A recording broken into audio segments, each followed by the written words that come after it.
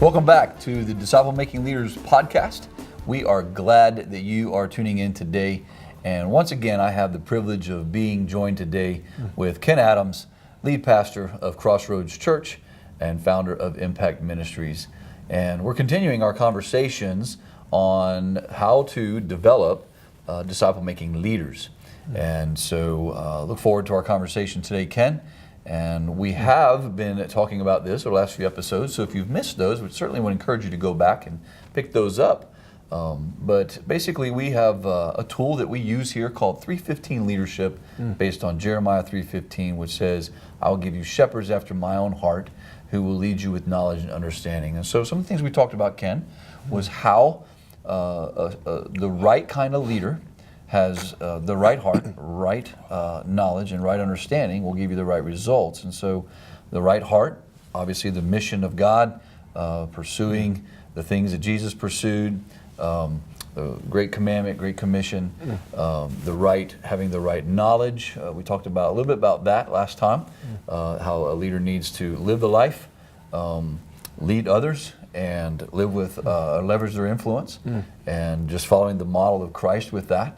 And so today we want to unpack a little bit of the last part of Jeremiah 3:15, which talks about a leader with the right understanding. And so if you will, just kind of share that with us and help us understand that a little bit better. Yeah, that's good. And it's a great review, kind of pulls it all together.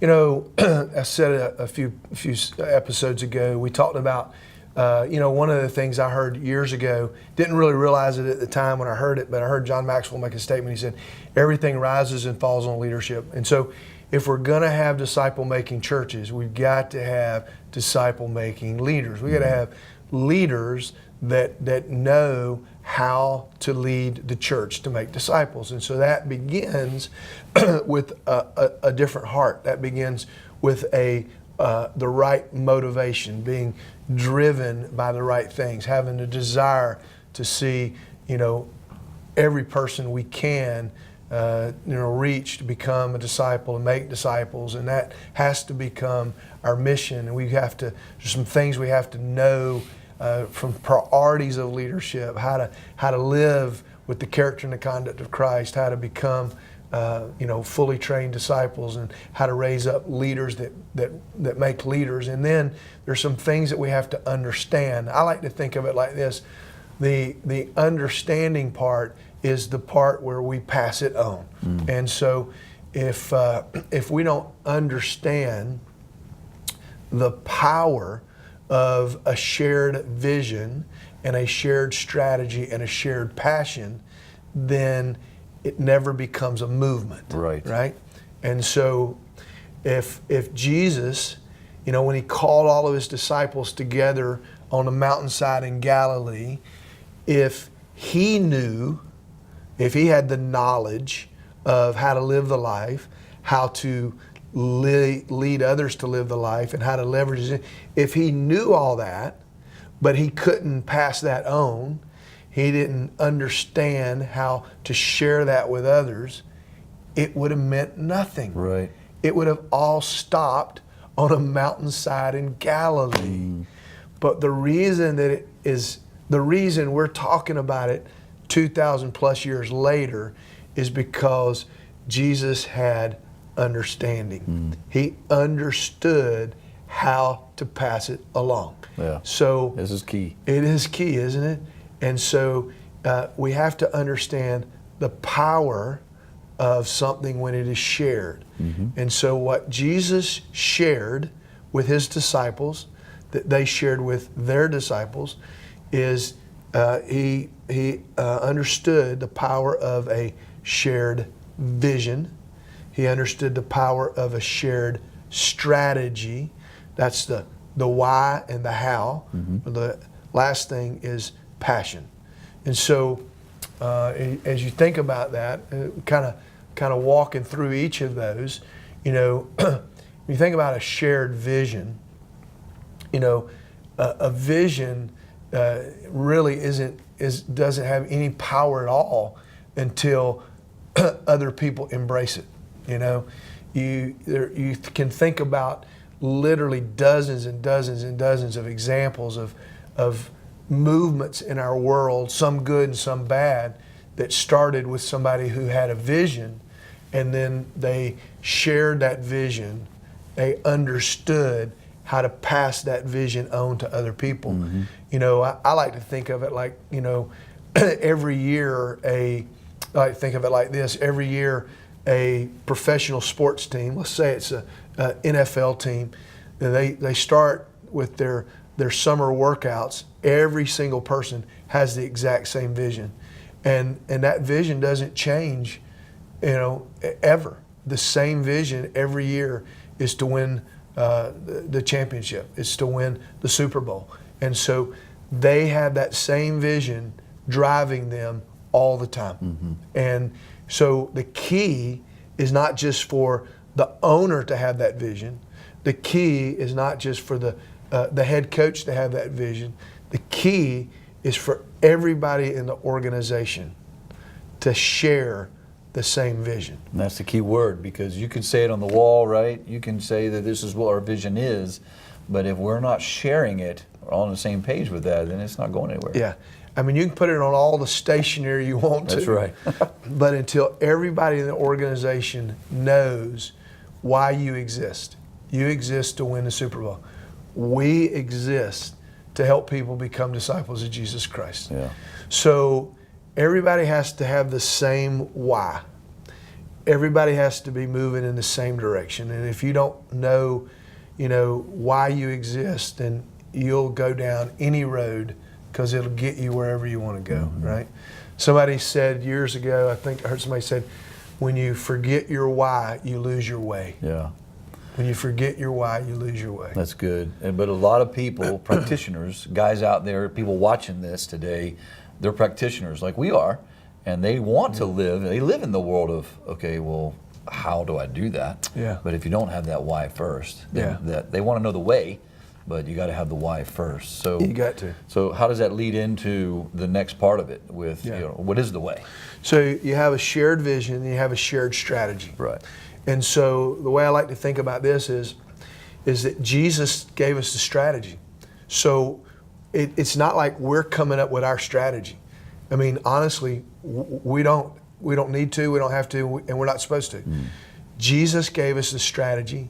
It is timeless. It is transcendent. It is transferable. Right. And so that strategy will work today in 21st century North America, just like it worked in first century Jerusalem. It's the exact same strategy, and so we don't need to reinvent it. Now it does flesh out in a little bit different way with certain things like technology, and the world is different. Sure. But the principles are timeless. Right. The principles are the same. Jesus made disciples in the context of relationships. We make disciples in the context of relationships. Right. Jesus, reached out to people that were, far from God, and he led them through a process. Well, that strategy, that process, is exactly the same today as it was 2,000 years ago. So his strategy is our strategy. Exactly. His method is our method. And what we have to focus on is just, okay, how do we apply that in our context in this year and date and time in history? Yeah. You know, it's funny, sometimes I use this illustration that you see companies, you see corporations, things like, like McDonald's, for an example. I've had opportunity to travel in some different countries, and the funny thing, Mike, is that McDonald's makes a Big Mac the same way everywhere you go. It is 2 all beef patties, special sauce, cheese, pickles, onions, lettuce on sesame seed bun. You know the drill. So here's what's funny. So McDonald's has been able to figure out how do you make a Big Mac the exact same way all over the world, and they've been doing that for a number of years. Now, why can't the church figure out how to make disciples that become disciple-making leaders? How do we have such a hard time in doing that, not just all around the world, but even in just one country or one state or one county. So, you know, I think there's a lot of issues behind this, but the reality is that we ought to all be doing, every church ought to be doing it the same way. Yeah. We ought to all have the same vision, because it's not our vision, it's His vision. That's right. We ought to all have the same strategy, because it's not our strategy, it's His strategy. You know, honestly, we got a lot of pride in the way, man. Yeah, we do. And again, the key to all of that is the sharing. You know, you got to have that shared vision, shared strategy. There's also another thing that's got to be shared, to have the right understanding of a leader. So what is that? So you got to have a shared passion. Yeah. You know, and so, you know, passion literally means a burden. And when you start to define what passion looks like, you know, you may not want to think of it this way, but you go back and you look at the original disciples. You know how you measure their passion? Every one of them became a martyr. They believed it was such a burden. They believed so deeply in it, they were willing to give up their lives. Now, I don't know that Christ needs us to die, but He needs us to die to ourselves. Yes. He needs us to die to our agenda so that we make it His agenda. And man, He told us that anyway, didn't he? He did tell us that. And Paul echoes that, Right. you know, that John the Baptist even, we must decrease so that He can increase. Right. And man, Mike, think about it. I mean, I think it's every pastor's dream to imagine a community of leaders all sharing the same vision, all sharing the same strategy, and all going for it with equal passion, shared passion. Could you imagine that, man? Man, that'd just be amazing. That would be, That'd be powerful. it would be powerful. And the movement that would take place. And if that's what we dream of, that's what He set out for. Yeah. That's what He dreamed. Jesus dreamed of seeing, you know, I mean, we're 2,000 years removed. And here's the sad part. I hate to say it, but the sad part is that after 2,000 years, we are decreasing. The movement is decreasing, not increasing. We are not keeping up with the population of the planet, and the majority of the people on the planet are not worshipers of Jesus Christ. Dude, we got our work cut out for us. We've got to have more disciple-making churches led by disciple-making leaders today more than we ever have. It is the only hope the world has. It is the only hope we have. Ken, I've heard you say many times that Jesus started the church the way He wanted it. Now He wants it the way He started it. Amen. And if we could just see these things take traction, we would see a powerful movement of disciple making going on. Mike, there's got to be a shift in our thinking. Yeah. There's got to be a shift in our understanding. There's got to be a change in how we go about leading the church to accomplish the mission that Jesus gave us. And so hopefully, if this podcast has been helpful for people, that, man, it would mean so much if people would just share the resource, share what they've learned here with other people. You know, we have created resources. We have a resource that we use here at Crossroads called our 315 Leadership, and it is just a tool to help people in their churches to learn what it means to define and develop disciple-making leaders.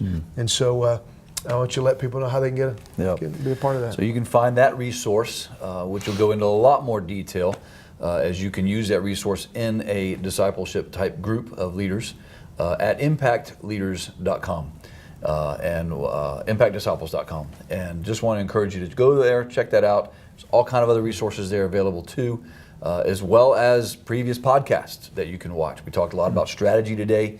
And all these things, and you can see and learn more about all those things. We're thankful that you tuned in today. Our heart's desire really is to just help convey some of the things the Lord's teaching us and things we're trying to apply here at Crossroads.